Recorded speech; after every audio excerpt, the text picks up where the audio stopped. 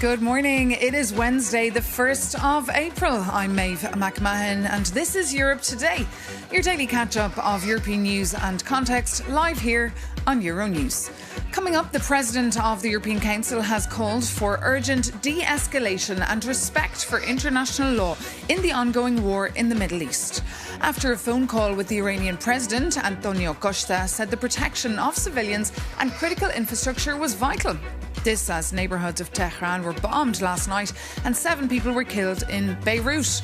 Meanwhile, the US President Donald Trump warns allies to, quote, go get your own oil, expressing frustration over what he sees as a lack of support in efforts to reopen the Iran-controlled Strait of Hormuz. We'll speak exclusively to Poland's Minister of State for Energy. But first, residents in Dubai have been taking shelter from explosions not witnessed since the start of the conflict. In the past few weeks, the US-Israel war on Iran has wiped $120 billion off stock markets in the United Arab Emirates, while tens of thousands of flights have been cancelled in one of the world's busiest transit hubs. For the latest, we can cross now to Dubai and bring in Euronews' correspondent, Jane Witherspoon. Good morning, Jane. So we've seen actually US stocks jump last night after Iran said it was willing to perhaps end the war. But meanwhile, Iran is attacking Gulf countries intensively. So what exactly should we read into all this?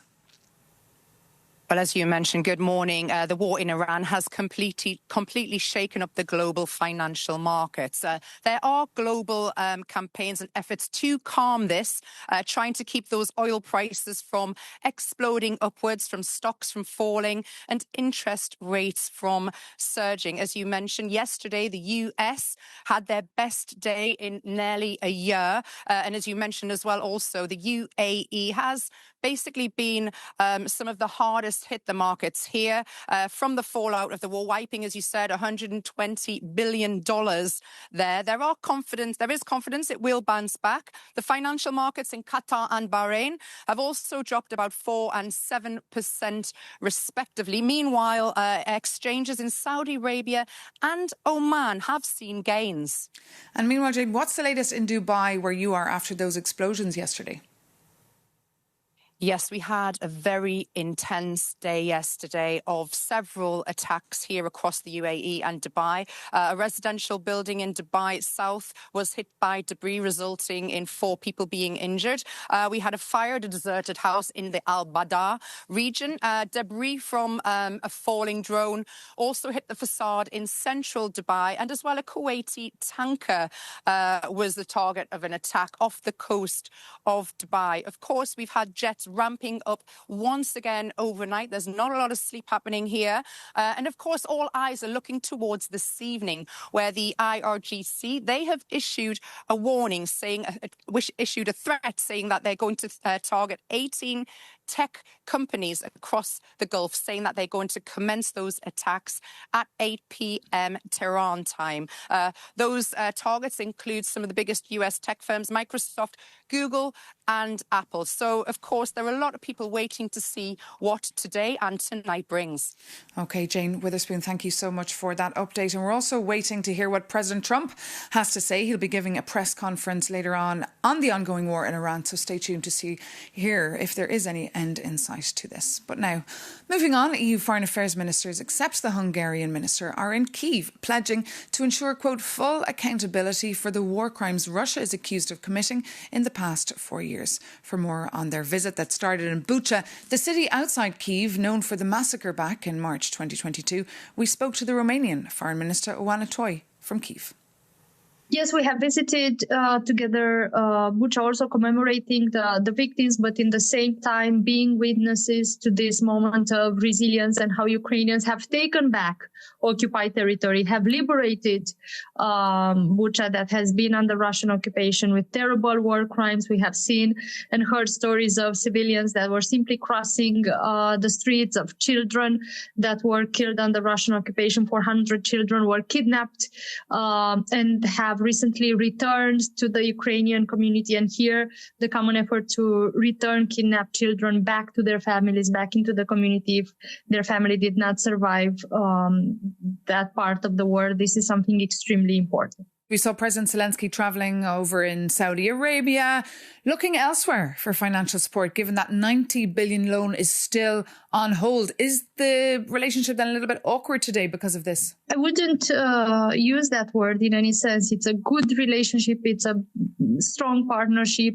And of course, we need better instruments inside the European Union also to have faster decisions. But in terms of the Middle East and the relationship between Ukraine and Middle East, we have visited this morning defense facilities, and we have seen also interceptors that are built in Ukraine to counter Shahed drones, the Iranian-Russian drones that have been used in Ukraine and that are used in Ukraine, but also that are currently used in the Middle East. So what we see is something that myself and my colleagues have said for a long time, which is the fact that conflicts around the world are interconnected.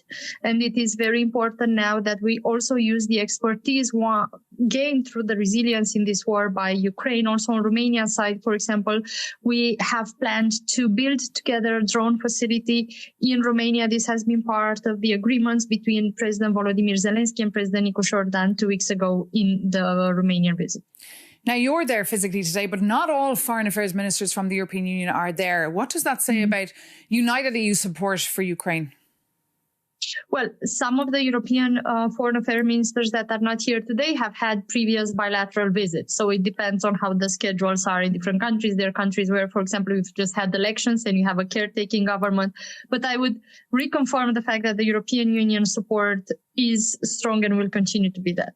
And of course, for us as a country bordering the war, having 650 kilometers of the border, it is also very important that we move ahead with decisions such as not to allow Russian war combatants in the future to gain Schengen visas, to go ahead with the common investments at the border. For example, we're now building a highway that connects part of Romania with Cernăuți, the Ukrainian region with a strong Romanian-speaking minority, and this is part of the SAFE financing instrument, which is the European instrument, as you know, to help us build better capacity, not just in terms of defense procurement, but also dual use.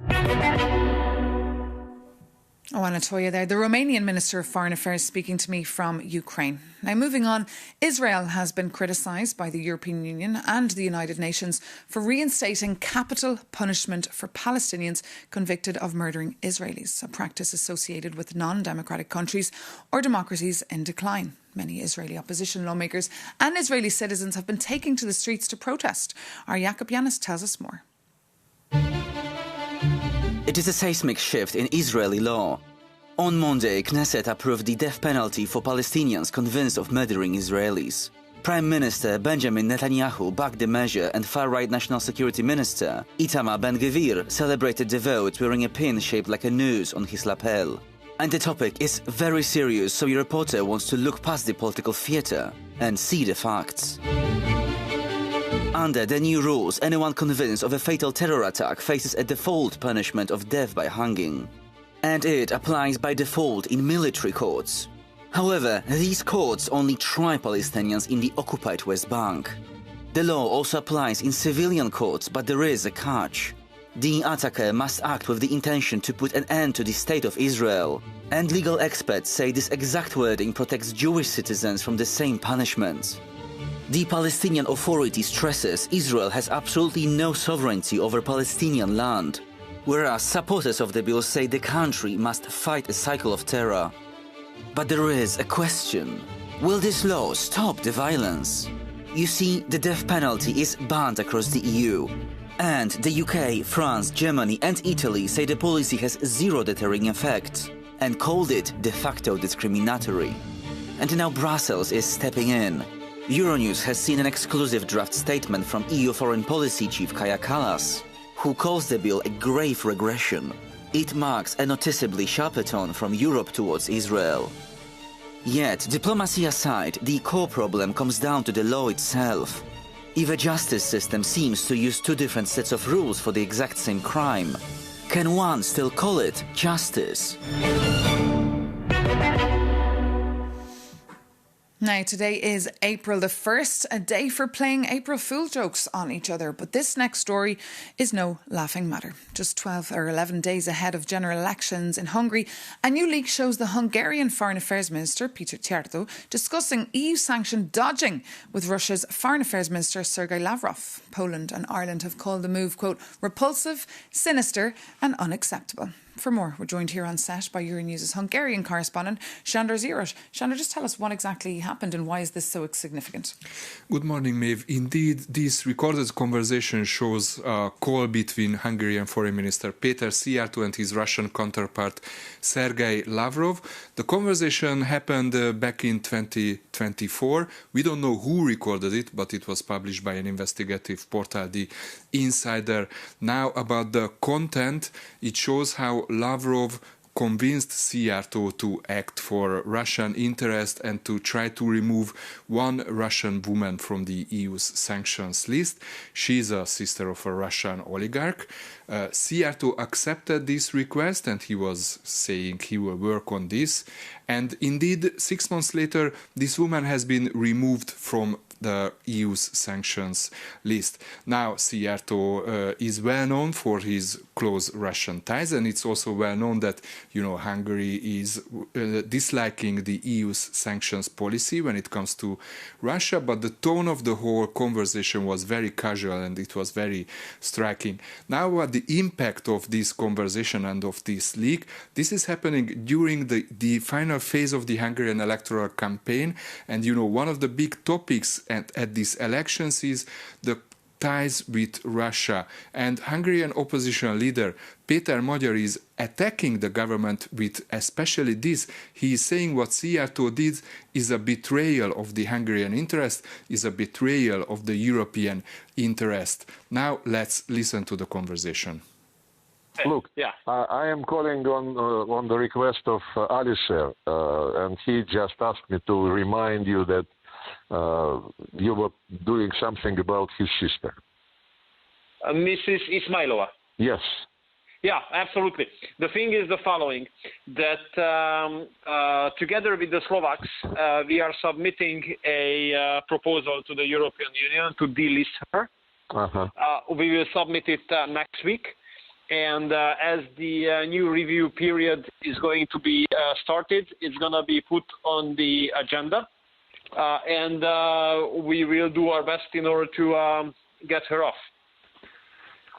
Thank you very much. He would be really very pleased. He is seriously concerned about his sister. You can understand this. And we highly appreciate your support and your fight for equality. And you can read more of Sándor's reporting and our Hungarian desk reporting on euronews.com. Thank you, Sándor. And now for the mood in Hungary. Just days, as I said, away from these crucial parliamentary elections, our correspondent in Hungary, Adam Mayer, sent us this update. There are less than 2 weeks left until next Sunday's Hungarian election, which promises to be the closest in the past 20 years. It's no wonder we are seeing a campaign as intense as the country hasn't seen in a long time. Unlike in previous campaigns, Prime Minister Viktor Orbán has embarked on a tour of the country, delivering speeches to thousands of people night after night in squares like this one in Szolnok, a city 100 kilometers from Budapest. Orbán's main challenger, Péter Magyar, is also touring the country, but he appears at 4 or 5 locations a day, drawing often similar crowds as the Prime Minister. In recent days, reports emerged that counter-protesters have appeared at Viktor Orbán's speeches, where they were harassed by people dressed in black and were not protected by the police. It remains to be seen if similar or even more intense events will take place in the last days of the campaign.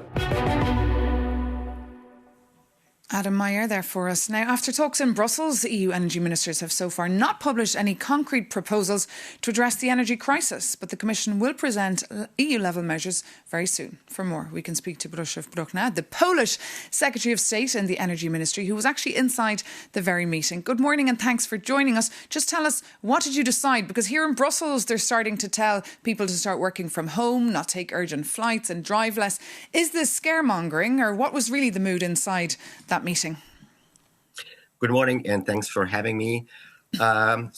Basically, in Poland, we have already taken some measures. We have decided to introduce the legislation that is basically introducing price caps on fuels in Poland. and also decreases excise tax and VAT. But in Brussels, we are still discussing. So basically, we have been discussing different approaches, but basically the voices that were heard the most were about need to act, need to react quickly. And of course, different ministers were presenting different approaches. Poland was focusing more on the need of urgent measures to be taken in the EU ETS system. So who should be taking charge here? Because people are very worried. Should it be EU capitals introducing measures like reducing speed limits or encouraging public transport? Or should the EU be coming here with a coordinated response? I do believe that basically we need a coordinated response to the crisis, but the capitals should be driving the measures. Basically, we need certain flexibility. Of course, it's easier in countries when people are using bikes to go to works to somehow encourage them to use bikes. But in Warsaw. Now it's better with the weather, but in February you cannot bike to work. That's the issue. Indeed, of course, people are looking for realistic measures too. Thank you so much for joining us this morning here on Euronews. Now, moving on, Pope Leo is preparing to celebrate Easter for the first time as pontiff 1 year after his predecessor's death, as concerns grow over the Middle East war. The Irish MEP Barry Andrews has an audience with the Pope today and joins us now for Rome. Good morning, Barry. Just tell us, what are your expectations for this encounter, and is there anything the Pope can do to call for calm now in the Middle East? Hi, good morning, Maeve. Thanks for having me on. Yes, I mean, he has been a very strong moral voice for peace and for dialogue in the Middle East and elsewhere around the world. So clearly I'll be raising that issue with him and thanking him for his moral leadership. But I'll also be raising with him the massive cuts in development and humanitarian aid that are happening in Europe, and encouraging him to support a narrative which acknowledges it's not all about investment in infrastructure. A lot of it is about providing humanitarian aid for people affected by conflict. He was in Lebanon himself in November. I was there a couple of weeks ago myself, and I've seen for myself the human cost of these massive cuts in humanitarian aid in terms of the types of services that are provided for people that are internally displaced in Lebanon. So it's a huge privilege for me to be able to share a few moments with him. His first document as a major document focused on poverty and inequality. And he will therefore hopefully encourage European leaders to focus on that as well. And meanwhile, Barry Andrews, we've seen that the former Irish EU Commissioner Mairead McGuinness has been appointed as the EU's new special envoy for religious freedom. What does that actually mean? What will this role entail of? Well, I'm not across exactly what Mairead's role will be. She's a personal friend of mine. I'm delighted for her and that she's recovered from recent illness. But clearly, humanitarian aid is neutral. It's faith neutral. And what the European Union seeks to do is to provide for anybody, wherever they are affected by conflict or climate or any catastrophe, with impartial and neutral assistance wherever that can happen. Nevertheless, I'm glad that Mairead will have that role, because there is growing both anti-Semitism across Europe. There's Islamophobia as well across Europe, and there's an intolerance of Christian minorities in some parts of the developing world. So it's important that somebody as senior as Mairead would take that role. OK. Barry Andrews, Irish MEP there from Renew Europe, just ahead with his moment there with the Pope. Thank you so much for speaking to us here on Euronews. And thank you so much for tuning in. Of course, with this week being Holy Week and the EU institutions going a little bit into shutdown for a couple of days, Europe Today is also taking a little break. We'll be back, though, next Tuesday with a fresh news show. In the meantime, for anyone celebrating Easter, enjoy, take care, and see you very soon here on Euronews, and of course on euronews.com for more news, more analysis and more insights onto all the stories we're covering for you. Thanks for watching. Bye-bye.